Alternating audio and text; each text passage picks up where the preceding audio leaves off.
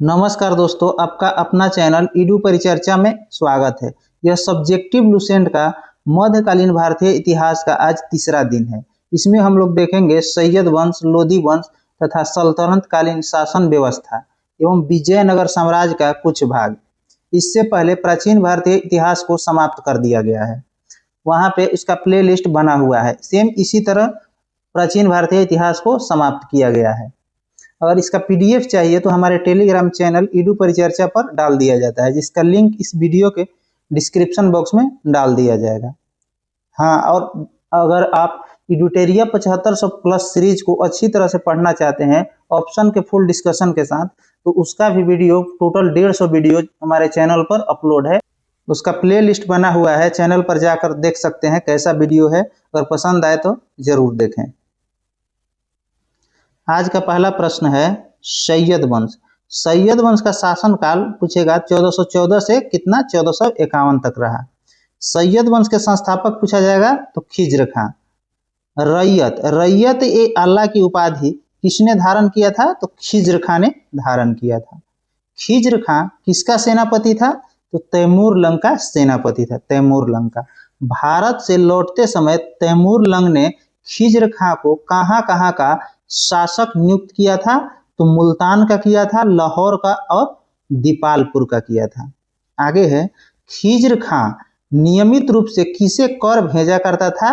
तो शाहरुख को। और शाहरुख कौन था? तो तैमूर का पुत्र था, तैमूर लंग का पुत्र था। खिज्र खां का मृत्यु कब हुआ? तो 20 मई 1421।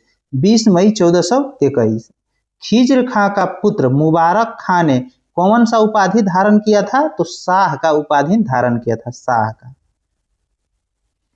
आगे है किस पुस्तक में सैयद वंश के विषय में जानकारी मिलती है? तो तारीख ए मुबारक शाही में, तारीख ए मुबारक शाही में मिलती है।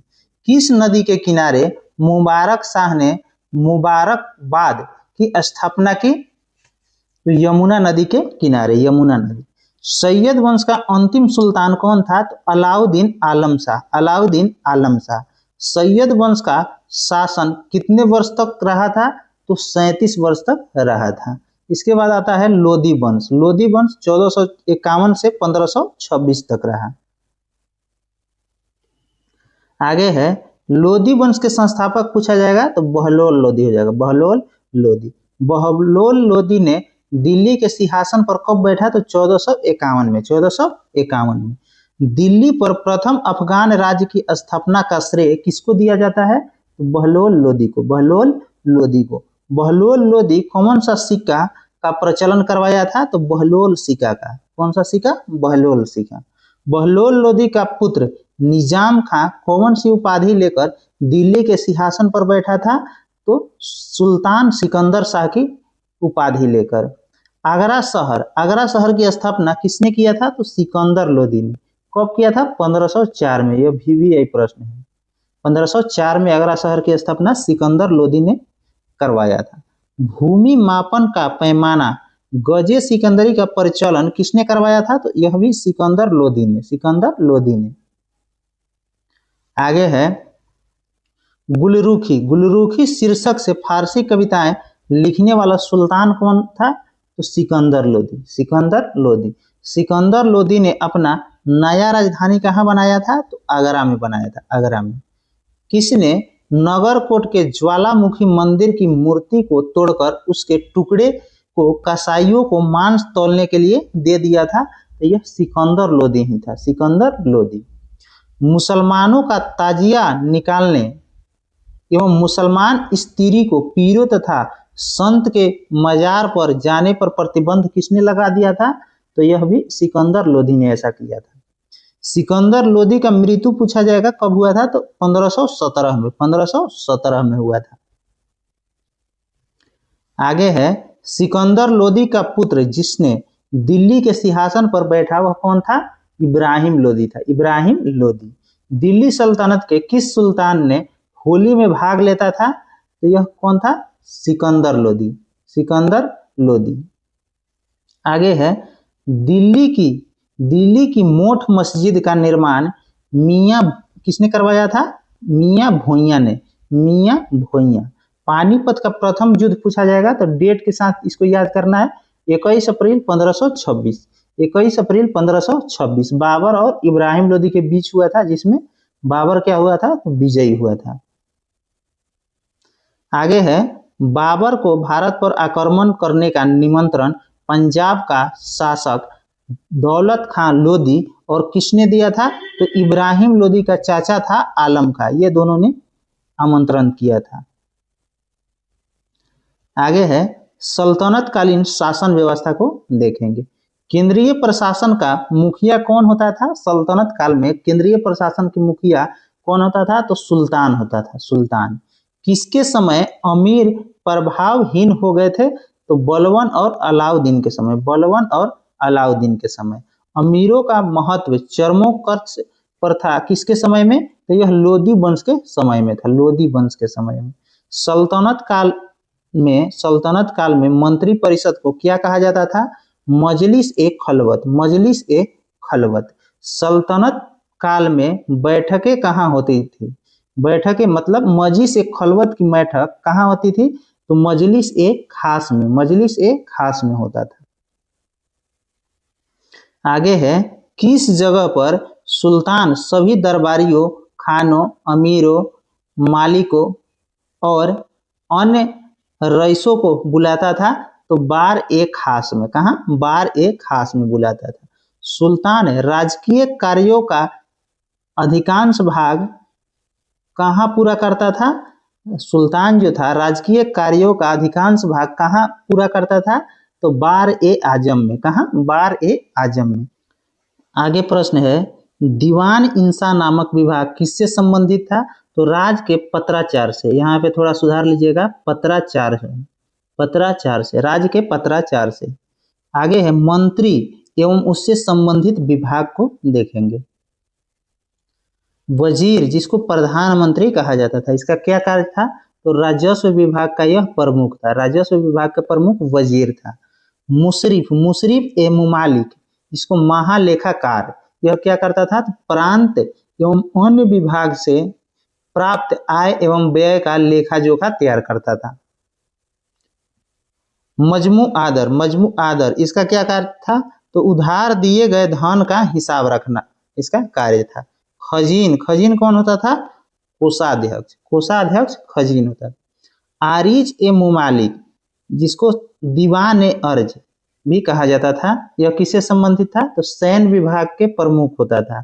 दीवान ए मुमालिक, सॉरी आरिज ए मुमालिक, यह सैन्य विभाग का प्रमुख होता था।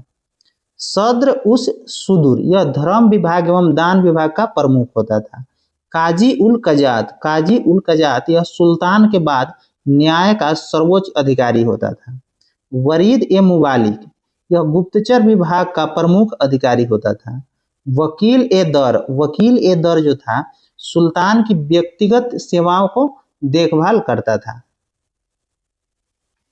आगे है, दीवान ए खैरात, यह क्या था तो दान विभाग था और इसको किसने शुरू किया था तो फिरोज तुगलक ने। दीवान ए बंदगान, यह क्या था तो दास विभाग था, इसको किसने शुरू किया था तो फिरोज शाह तुगलक ने। दीवान ए इस्तिहाक, दीवान ए इस्तिहाक पेंशन विभाग था, यह भी फिरोज शाह तुगलक ने शुरू किया था। दीवान ए मुस्तखराज, यह एक वित्त विभाग था, इसकी शुरुआत अलाउद्दीन खिलजी के द्वारा किया गया। दीवान ए कोही, यह क्या था कृषि विभाग था, इसको किसने शुरू किया मोहम्मद बिन तुगलक, मोहम्मद बिन तुगलक। दीवान ए अर्ज, यह क्या था तो सैन्य विभाग था, यह किसने शुरू किया तो बलबन ने शुरू किया। ये जितना भी फैक्ट है यहाँ पे बहुत ही महत्वपूर्ण है, इसको रट जाना है कैसे भी। आगे है, सल्तनत काल में दूत को क्या कहा जाता था वरीद कहा जाता था। लोक निर्माण विभाग की स्थापना किसके द्वारा किया गया फिरोज तुगलक के द्वारा, यह भी प्रश्न है। लोक निर्माण विभाग फिरोज तुगलक। सल्तनत कालीन प्रांत को क्या कहा जाता था इक्ता या सूबा, इक्ता या सूबा कहा जाता था। मुसलमानों से लिए जाने वाला भूमि कर क्या कहलाता था तो उस्र, उस्र कहलाता था। गैर मुसलमानों से लिए जाने वाला भूमि कर क्या था तो खराज था, खराज। आगे प्रश्न है, मुसलमानों पर धार्मिक कर जो संपत्ति का 40वां हिस्सा लिया जाता था उसको क्या कहा जाता था? ज़कात। मुसलमानों पर धार्मिक कर का क्या नाम था? ज़कात था। और गैर मुसलमानों पर धार्मिक कर का क्या नाम था? तो जजिया था, जजिया। लूटे हुए धन पर कौन सा कर लगाया जाता था? तो खम्स कर, खम्स कर लगाया जाता था। किस सुल्तान ने गड़े हुए खजानों में से कोई हिस्सा नहीं लेता था? तो सिकंदर लोदी, सिकंदर लोदी।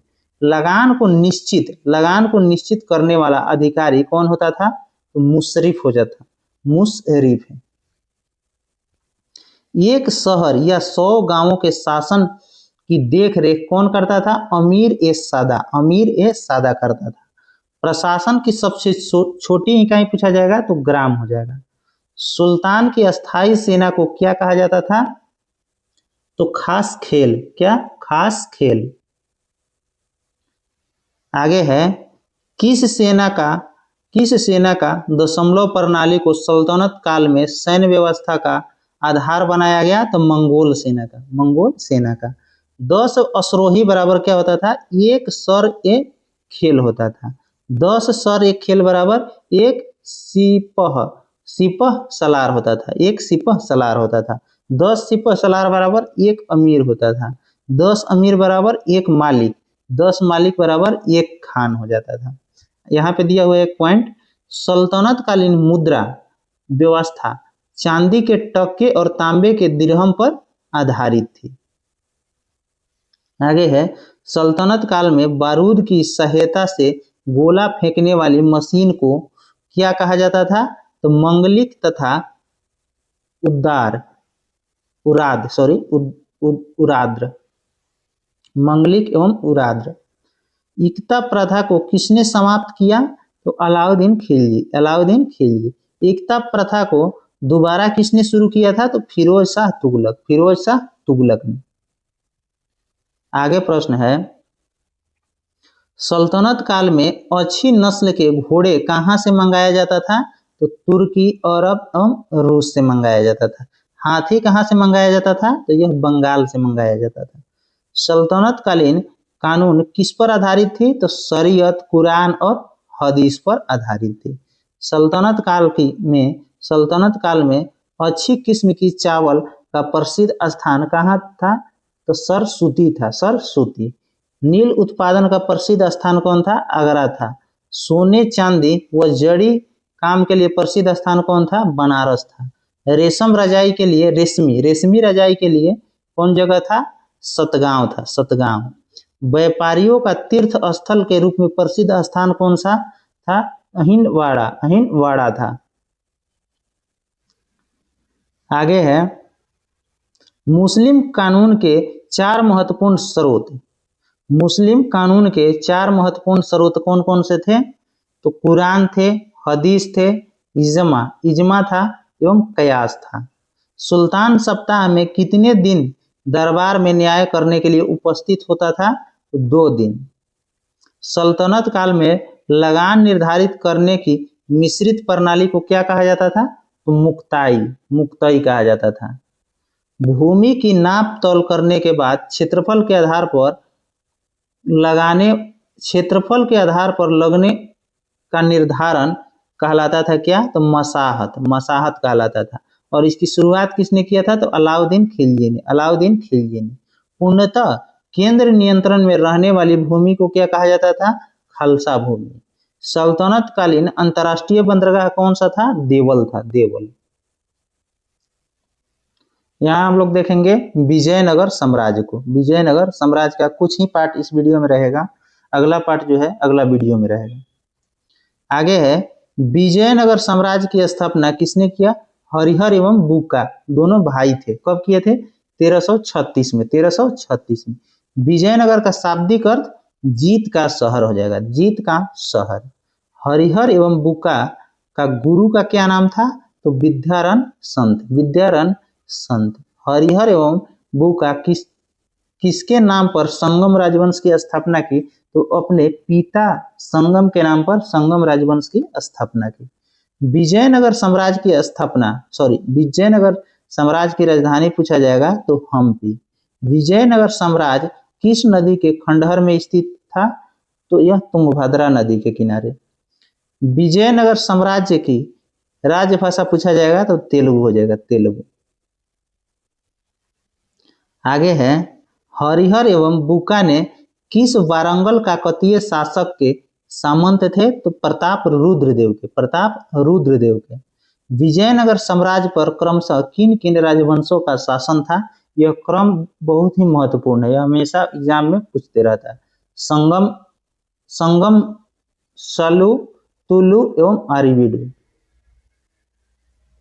संगम, सुल्लु, तुलु एवं आरिवीडु। आगे है, किसने वेद मार्ग प्रतिष्ठापक की उपाधि धारण किया? तो बुका प्रथम। वेद मार्ग प्रतिष्ठापक की उपाधि बुका प्रथम, बुका प्रथम। संगम काल में पहला शासक जिसने महाराजाधिराज की उपाधि धारण किया? तो हरिहर द्वितीय, हरिहर द्वितीय। इटली यात्री निकोलो कांटी विजयनगर किसके समय में आया था? तो देवराय प्रथम के समय में, देवराय प्रथम के समय में। किस शासक ने तुंगभद्रा नदी पर बांध बनवाया था? तो देवराय प्रथम ने, देवराय प्रथम ने। संगम वंश का सबसे प्रतापी राजा पूछा जाएगा तो देवराय द्वितीय, जिसको और किस नाम से जाना जाता है? इमाड़ी देवराय। इमाड़ी देवराय किसको कहा जाता है? देवराय द्वितीय को। तेलुगु कवि श्रीनाथ कुछ दिनों तक किसके दरबार में रहे थे? तो देवराय द्वितीय के दरबार में रहे थे। किसके अनुसार देवराय द्वितीय ने अपनी सेना में 2000 मुसलमानों को भर्ती किया था? तो फरिश्ता के अनुसार, फरिश्ता के अनुसार। आगे है, संगमकालीन किस शासक को जग बेटकर यानी हाथियों का शिकारी कहा जाता था? देवराय द्वितीय को, देवराय द्वितीय को। संस्कृत ग्रंथ महानाटक सुधा निधि एवं ब्रह्म सूत्र की रचना किसने किया? देवराय द्वितीय, देवराय द्वितीय। प्रौढ़ देवराय किसको कहा जाता था? मल्लिकार्जुन को, मल्लिकार्जुन को कहा जाता था।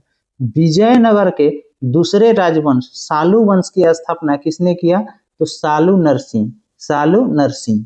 और तुलु वंश जिसका शासन 1505 से 1565 तक रहा था, उसकी स्थापना किसने किया? वीर नरसिंह। तुलु वंश के वीर नरसिंह, सालु वंश के सालु नरसिंह। तुलु वंश का महान शासक कौन हुआ? तो कृष्णदेव राय, कृष्णदेव राय। कृष्णदेव राय शासक कब बना था? 1509 में, 1509 में। कृष्णदेव राय का योग मंत्री एवं सेनापति कौन था? तो सालु तिम्मा था, सालु तिम्मा। दक्षिण के किस शासक को बाबर ने अपनी आत्मकथा में सबसे शक्तिशाली बताया था? तो कृष्णदेव राय को, कृष्णदेव राय को। आगे है, डोमिंग पायस जो पुर्तगाली यात्री था किसके समय में विजयनगर आया था? तो कृष्णदेव राय के समय में, कृष्णदेव राय के समय में। धन्यवाद।